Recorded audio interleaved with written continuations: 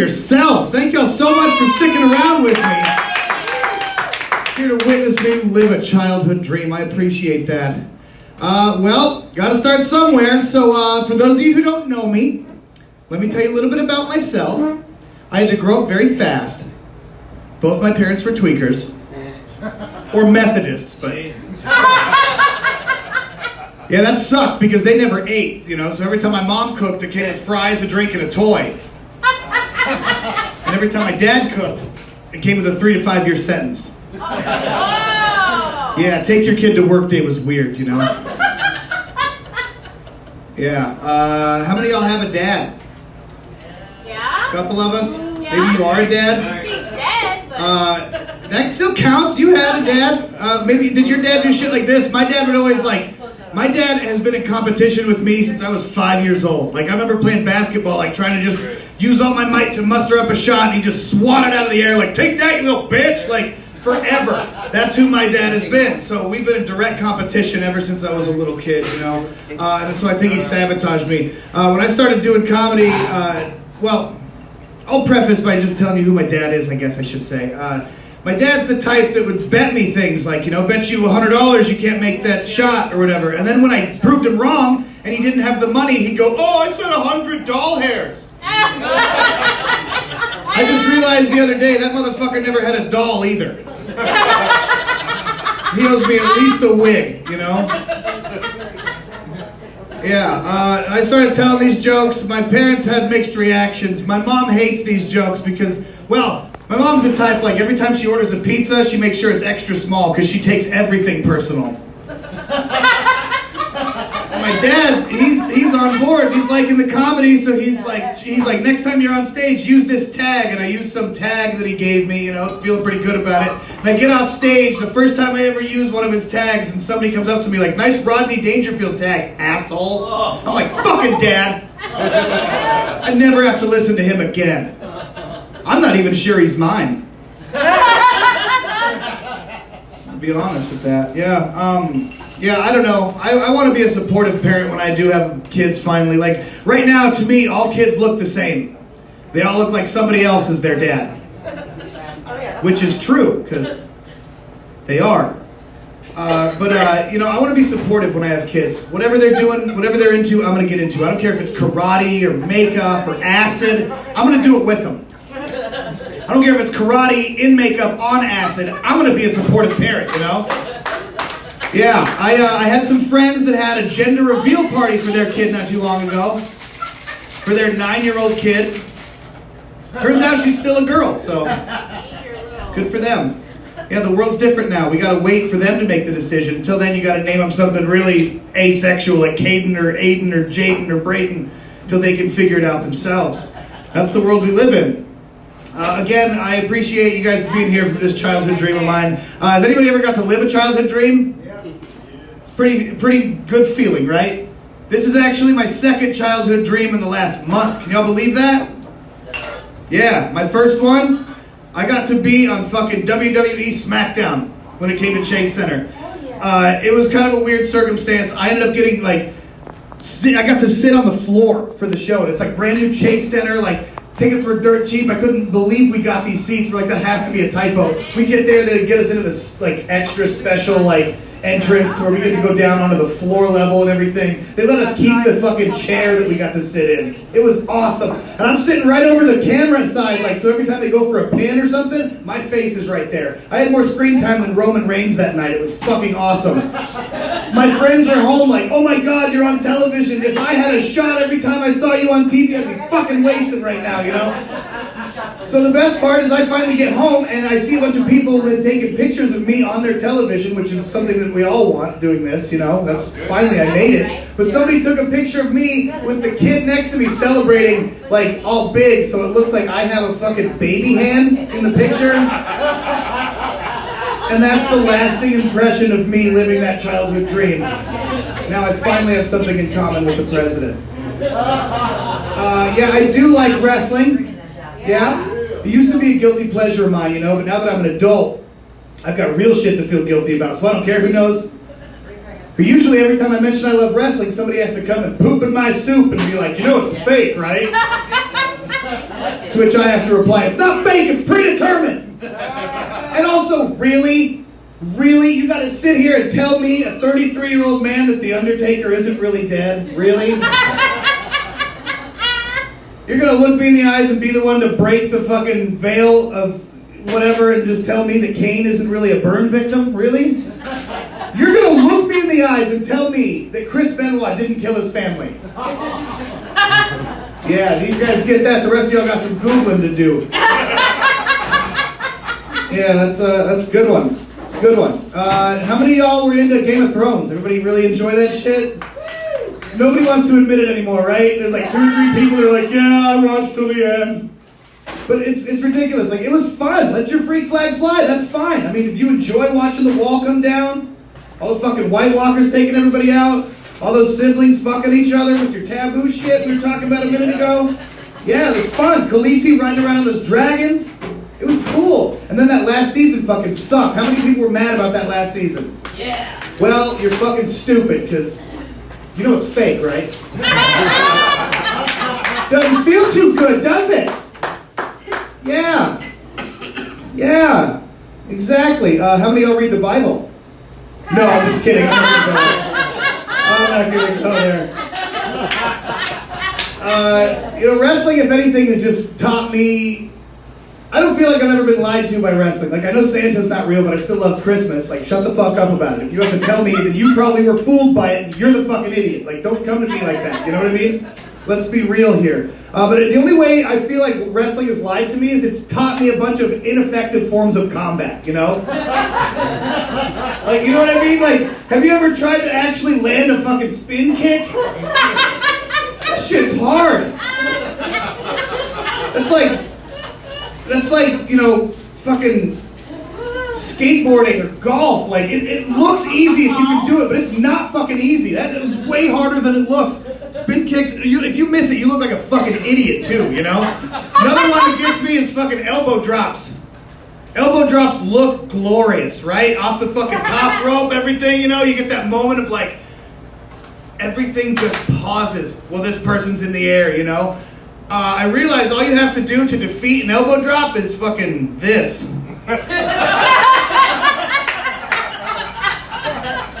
So I stopped elbow dropping people. Another one, this isn't wrestling related, this is just a fact. How many of you guys remember the Ninja Turtles 2 movie, Secret of the Ooze? Yeah? Back in the 90s? Yeah. First of all, that movie is incredibly sad. It starts off very sad. The very first thing they show is it's a black screen with white lettering that says, "In loving memory of Jim Henson." It came out in 1993, so that means he must have just died right before that, right? Right. Oh. And then it fades from the black to an establishing shot of New York City in 1993, so the first thing you see, Twin Towers. It was a sadder intro to a movie than Up. That shit was tragic, for real. And then, turns out, in the second one, they weren't allowed to use their fucking weapons because all these weapons are banned in other countries. Did you know that? For real. Leonardo DiCaprio. Leonardo has a sword on his back, and they get caught in a net, and he can't fucking use his sword to get out of the jam they're in.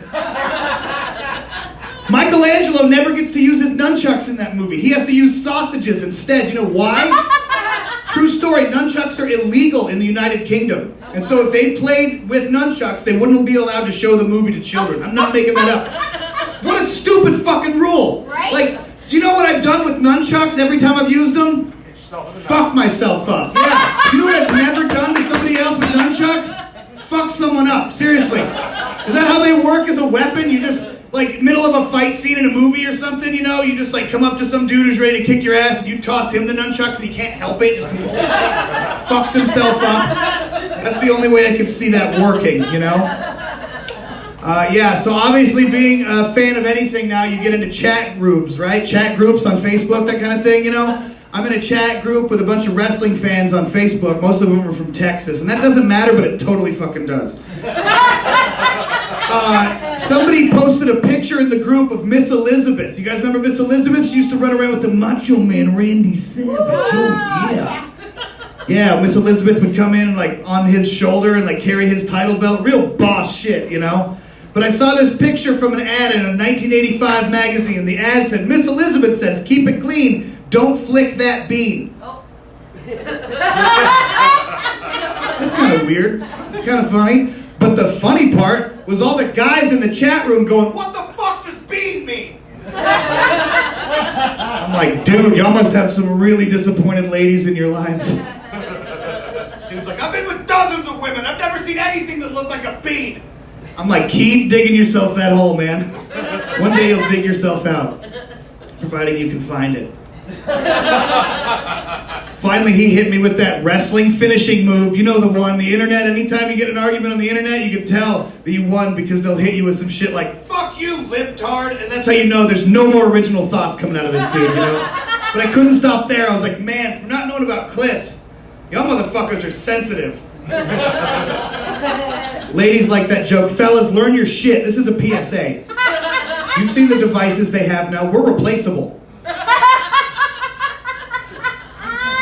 That's for real. You hear those women laughing? It's fucking terrifying. The sound of us losing our place in society. I think we can all agree that the internet's a pretty fucked up place, though, right?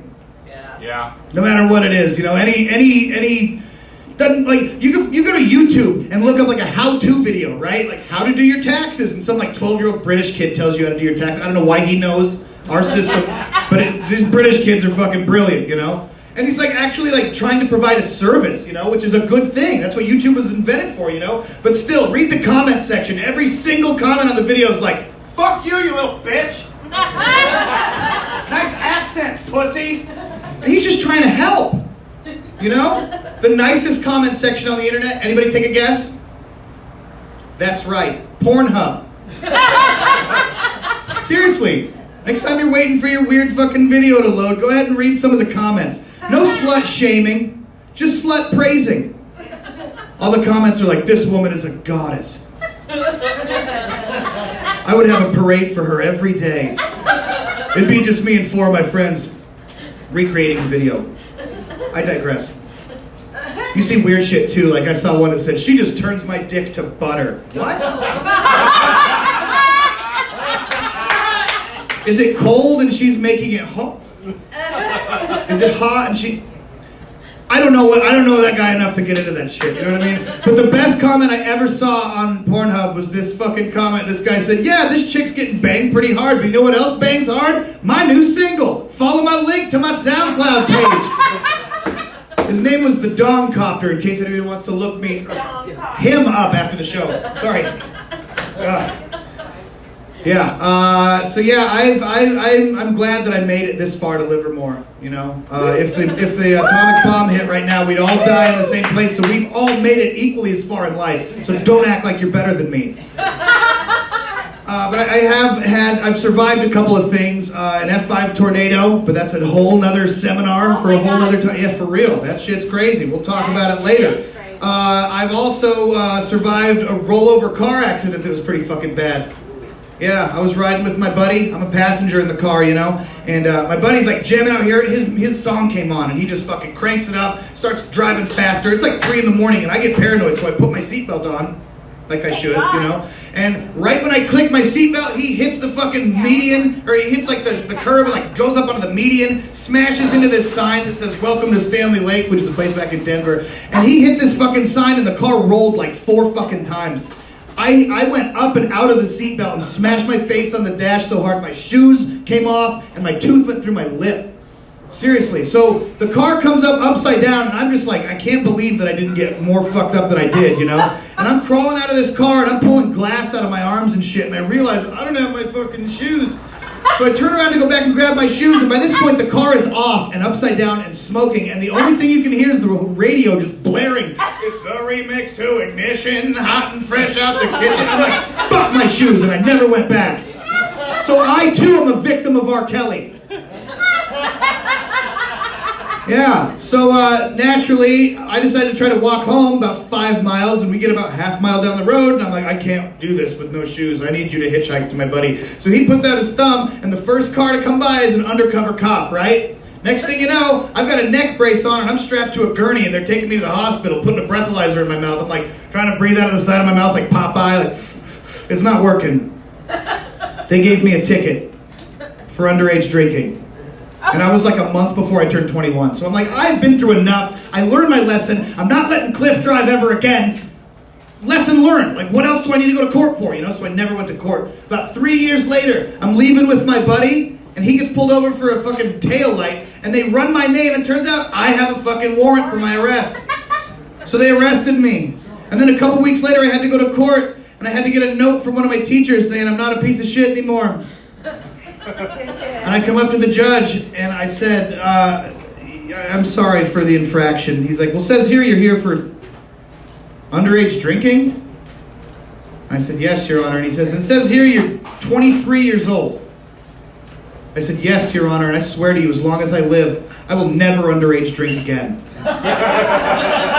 And that's the reaction I got from him, and that is how you get out of an underage drinking ticket, just so y'all know. True story. That is a fucking fact. Judge George Boyle will fucking attest to that, I promise. That's a real person. I swear I didn't make him up just now. I wouldn't have made up that name. I'm way more clever than that. It's true. Another one that happened to me, this is an absolutely true story, and also another PSA. You guys got to be careful. I went to throw my trash away the other day and came across this noise, and I thought the noise was like a beetle flipped upside down on its wings trying to like correct itself like a turtle can't, you know what I mean? It turns out it was a fucking juvenile rattlesnake. Just chilling behind me, cocked and loaded, ready to fucking rock. And a juvenile rattlesnake, I don't know if you know this, juveniles will spit all their venom at once, so they're way more poisonous because they don't know how to control it, Kind of like a juvenile human. So I'm fucking paranoid, right? But like, I've got to nut up because that's just how it is. I live with 2 women and a guy with muscular dystrophy. Like, it's on me to kill this fucking thing, you know what I mean? That's me paying rent, I understand, But I get the roommate to come out with me, and I've got a shovel, and I don't want to hurt this thing, but I'm like, all right, you get him out of the corner, and I'll flip him over the fence. That's kind of my plan, right? And he sprays the shit out of this snake, but it's all cold-blooded, so it was a shock to the snake system. Next thing you know, the snake tries to slither into our house, like into a hole in the wall. You can't have snakes, specifically rattlesnakes, living in your fucking house. I don't know if you guys knew that or not. So then I had to take action, and I take this shovel and I start chopping at this fucking thing. And I chop for a good fucking 10 minutes, nothing. This motherfucker's resilient. He's a bad little motherfucker. Finally, I just kept chopping, and then he stopped moving. I was like, oh, thank God. My roommate's like, keep chopping, it's like a fucking horror movie. Sure enough, this little fucker's still clamping at me, Finally, I had to turn the shovel sideways and turn its head into what I consider to be like a paste. And even then, for another 15 minutes, this fucker's still coming at me. They're straight from hell, I swear to God. Like, I think there's a lot of shitty ways to die, but I think getting killed by an animal would probably be one of the worst, No matter what kind of animal. Whether you get mauled by a tiger, or like taken under by a fucking whale, or just bit by a shark. But I think the worst way to die is to get killed by a snake. Because not only did you get poisoned or squeezed to death, you also lost the fight to a quadriplegic. And I ain't going out like a bitch. I'm not having that, right? So I posted the video pre-fight of the snake, and my cousin Christy responded on Facebook. She's like, oh, you need to hit up Grandma and Grandpa. Grandpa used to go on rattlesnake hunts all the time. And I was like, cool, there's some rattlesnake hunter in our blood. My grandpa's going to be so proud of me, So I called my grandma, and I was like, yo, I just killed a rattlesnake last night. Grandpa's going to be proud, because he used to go on the rattlesnake hunt. She's like, yeah, he'd go on the hunt, but he'd never actually hunt anything. He was fucking deathly afraid of snakes. The one time they took a picture with him and the snake, they gave him a snake to hold on to, and he held on to it so tight he fucking choked it to death. Now they call him Squeezer every time he shows up to the retreat. Apparently he would just go and get drunk and tell jokes with his friends, and I love that, I love that because, I'm not always sure that my dad's my dad, but I'm positive my grandpa's my grandpa. Like, that's so reassuring. But even then, he was like, I killed mine with my bare hands. You killed yours with a shovel. Kill it with a bare hand and then come and talk to me. I'm like, Grandpa, you're a pussy too. Like, you're not going to do that. Why should I? You know what I mean? Yeah, I'm 30 now, so I watch a lot of Netflix because I don't want to go out. Actually, I'm 33. Jesus Christ. Sneak it up on you fast. Yeah, you guys are like, fuck you. You're way younger than me. Right? Yeah. Only in spirit. I'm like 33 going on 60. I've been through enough. Like, trust me, I've been through it all. I can assure you. But I do watch a lot of Netflix now, and I watch a lot of documentaries because that's the only thing that's like not predetermined. And I got to see that. Y'all see that Fire Festival documentary? That shit was crazy, right? For those of y'all who didn't see this Fire Festival documentary, this is a true story. It's a real thing. They got Ja Rule for some reason, because, like, he's a good idea. And some other fucking dude who had some money, and they decided we're going to put Coachella on an island, and it's going to be like a luxury 5-day festival with, like, A-list bands, badass luxury tents, wristbands, you can get a drink anytime you want, top-notch chefs and food all over the place. Only the 1%ers can get in here, you know what I mean? Like the elite of the elite to watch Blink-182 on a fucking island in Fiji or whatever, you know? And eventually they realized after everyone showed up to the island that this wasn't gonna work, because they had to change islands and had to rebuild it twice, and like people showed up and they're like so excited to get there, and they get there and it's like there's fucking FEMA tents set up, and they have to like fight for fucking pillows and all this shit. And then they had to cancel the event after everyone showed up, and now they're boating people off 6 at a time. And all these 1%ers who've never had to fight for anything in their lives now have to fight for water and just survival. It's a pretty great documentary, right? All these people got robbed and they're all rich and fuck them, you know? It was awesome. But I saw a guy a while back wearing a Fire Festival t-shirt at a bar. And I was like, that's pretty weird to advertise that you're cool with getting robbed like that, you know? So I robbed him. Now I have a Fire Festival t-shirt. Not to like wear or anything. I'm not trying to get robbed. That's fucking stupid, you know? As a trophy. Keep that shit as a trophy. Yeah, I grew up in Colorado, as we talked about earlier, so I've now helped 2 states legalize. You're fucking welcome. Don't worry, it's coming. It's coming. It'll be a lot cheaper too. I can go back home and buy like an ounce for like $60 of like top shelf shit. It's awesome. It's great. Don't worry, the change will happen. You know, I promise you. But a while back, my buddy, I was over at his place and we were smoking a blunt on his porch, and his dad showed up, and I'm like, that's fine, whatever, but like, for whatever reason, a parental unit showed up. I'm fucking 33. A cop shows up and I'm smoking this blunt. It doesn't even fucking matter. But his dad showed up and I like hit it behind my back. And his dad's like, oh, what you got there? And I'm like, oh, sorry. And he's like, no, it's okay. Matter of fact, I'd like to partake in some of that recreational marijuana. And my buddy got pissed. He's like, no, you can't just start smoking weed from the dispensary. You didn't fight through the struggle. You didn't even vote for legalization as far as I know. So we made his dad go back inside and we finished the blunt. I felt like a dick because I'm all stoned, you know, and hindsight is always 420. I always think about things later, you know. And I was like, I need to help this guy out. So I went inside. Told his dad, I was like, hey, I'll get you some weed. Meet me behind 7-Eleven in 20 minutes. So I had him meet me behind 7-Eleven, and I robbed him. Now I sell that asshole $20 of oregano every week. It's the easiest way to make money in the Bay Area. You gotta do something different. But yeah, smoking weed is like, it's weird. I like smoking flower, but like now the game has fucking changed exponentially. Like, you guys know about dabs? Woo. Yeah. Dabs are like, I like the high of pot but the ritual of crack, so I'm gonna do dabs, you know? And edibles are weird too. You guys edible? Yeah. I can't do that shit. It fucking puts my dick in the dirt. I'm done after eating an edible, you know? Edibles are weird though, because it's food that makes you want more food. It's like, that's like the cocaine of food. So that's funny too. They're like, you can legalize, we're gonna legalize, but you have to admit it was a drug. We're like, oh, you got us. Son of a bitch. And now all the special shit they're doing to it, it's making it a drug again, you know? So I thought of an idea a while back. I was hanging out with these dudes and we smoked a blunt. This dude lit a blunt and took a jar, like a mason jar, out of the freezer, right? And it was like cold glass, like you'd pour a beer in, you know, that really nice mug. And he took the blunt after it was lit and flipped that over, put the lid end in his mouth, and just started blowing the smoke out into the jar. Now, the smoke is more dense than the cold air, so it sits at the bottom of the jar until the jar fills up with smoke. You can drink your blunt. It was fucking amazing. Seriously. Science, bitch. So that's the whole thing with this. I came up with an idea for a show on Netflix. Tell me you guys wouldn't watch this. It's a show about the science of smoking pot. Like how to make a fucking bong out of a watermelon, or what, you know what I mean? A gravity bong out of a fucking milk jug. Like, this is going to teach you all of that. It's going to teach you how they get concentrates. It's going to be a very, very smart weed show, you know? Because that's what Netflix needs, clearly. The host of the show, a guy I'd like to call Neil deGrasse. Played by Mike Tyson. Neil deGrasse Mike Tyson is going to bring this show to you live once a week. and the name of the show is Cosmos. It's actually Cottonmouth, but he can't say it.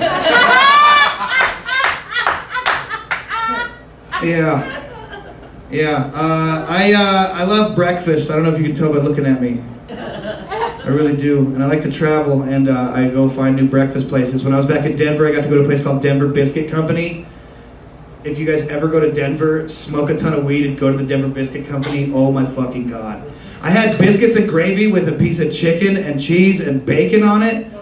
Oh my God, it was incredible. Like, I wish I would have saved half of it so I could have sex with it later. It was that fucking good. It was that good. If you're ever in Seattle, go check out a place called Biscuit Bitch. It's really fucking good. It's a real place. Another one that's really good, if you're ever in Vegas or LA, check out a place called Egg Slut. Yes, it's a real place. I was up in Concord a while back, and I went to a place called Waffle Ho. It was a Waffle House, but the sign was broken. It was okay. I would really recommend it, you know. Yeah, so I got into acting a while back because I've been told I look anywhere between a skinny Jack Black and a fat Leonardo DiCaprio. As long as they're both still working, I think I have a shot. Right? That Once Upon a Time in Hollywood should have been about me, that's all I'm saying. I could do a stunt. That's fine. I don't care. But acting got me into a bunch of interesting situations. Do you guys remember the show Dexter? Yes! Yes, I appreciate your enthusiasm. So I'm driving down Hollywood Boulevard about 2 years ago. True story, I swear to God. Driving down Hollywood Boulevard with my friends, we were like filming this little indie movie, and I was like, man, I just want one celebrity interaction of any kind. I don't fucking care what it is, whatever, you know what I mean? I'm thinking like maybe we'll almost run over Martin Short or something. And instead we pull up to this light, and I see next to me, it's fucking Dokes from Dexter. Shut up! Yeah, so I did what any rational person would do. I rolled my window down, and he rolled his window down, and the first words out of my mouth, surprise, motherfucker. And he jumped right into the lines from the show. He's like, come on to you weird little prick. I think that was the line from the show. I hope it was. But he was really cool. We talked for a good, 10 minutes or whatever till the fucking light finally turned. And it was just really cool that he had that interaction. And then I realized later, I was like, thank God that was actually him. Because if not, I just rolled my window down to some random black dude in the middle of LA and told him, surprise, motherfucker. That's a great way to get shot.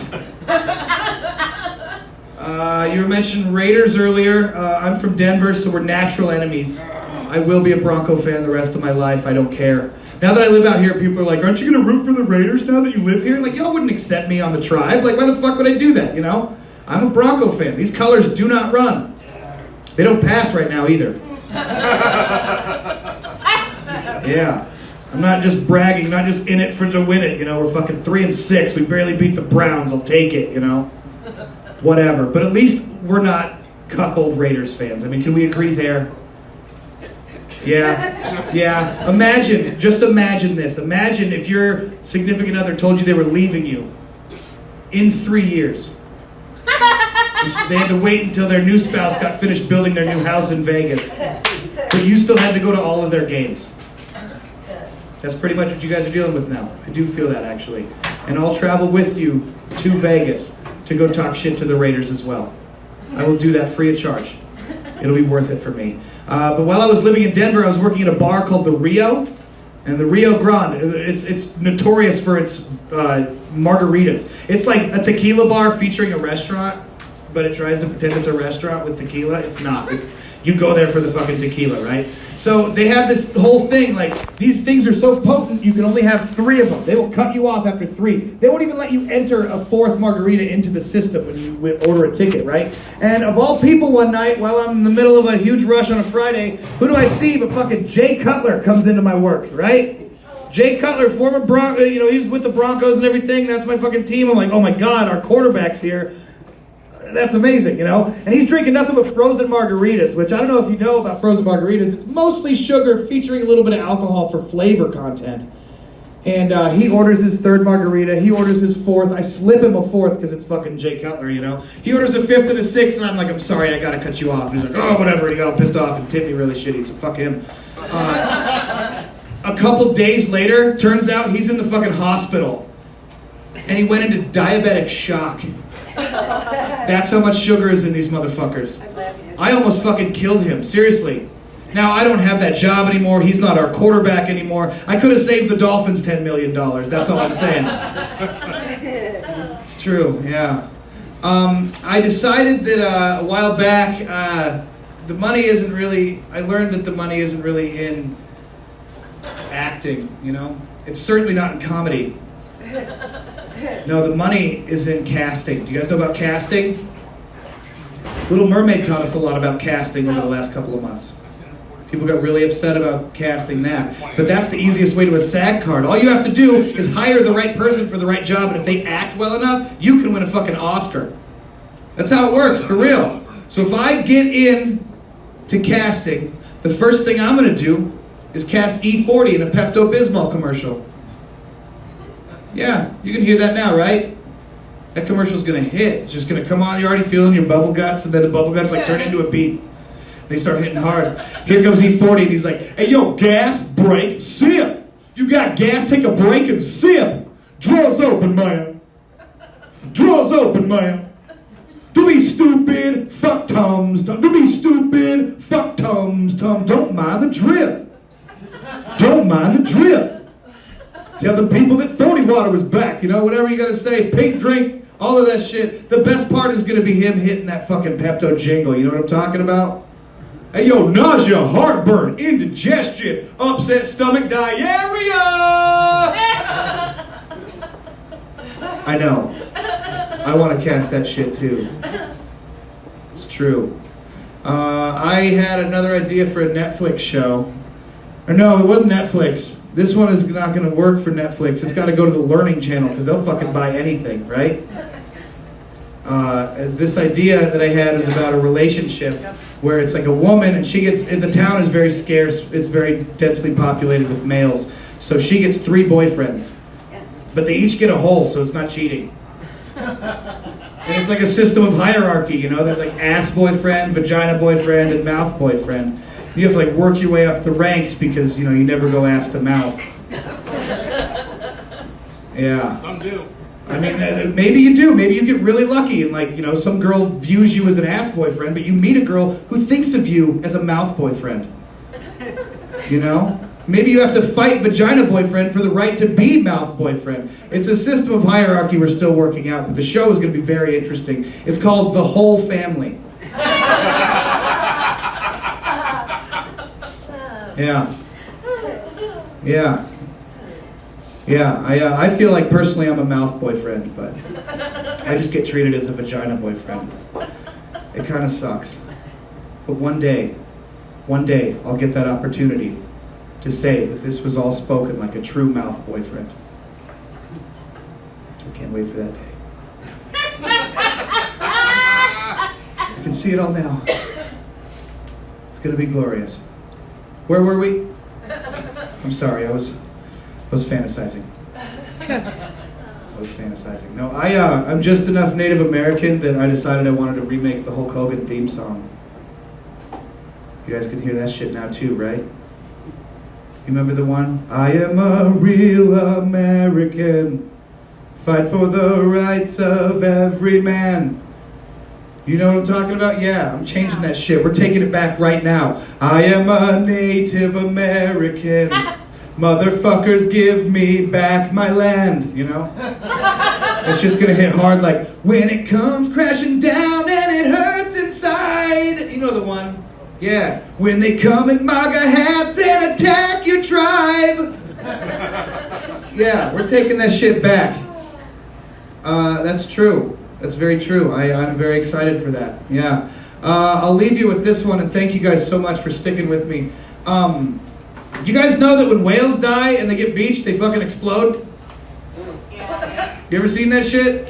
I saw some YouTube video, a bunch of whales exploding, like to some sick-ass hip-hop beat. It was awesome. But the best part was the interview that the guy had. Like, they had an interview with this guy who had, like... So they try to, like, pop the whale before it gets on the highway or something, and it fucking goes. Like, there's so... Do you know how many guts are in a person? Like, there's like 20 feet of intestines in each one of us here. Times that by whale. There's a fucking lot. So the best part is this interview they have with this guy who had to go with a hazmat suit and a spear and pop this motherfucker, right? Just imagine having to do that news report. Like, it was a sad day on what is otherwise a normally beautiful sunny beach in Stinson, when suddenly a dead gray whale carcass floated up on shore. They decided after some debate to pop the whale in an effort to contain the guts of this mammoth mammal to the beach instead of the highway. Gary Baker got to draw the Short Spear Award, and he was the one that had to suit up and pop that son of a bitch. After the popping, Gary had this to say.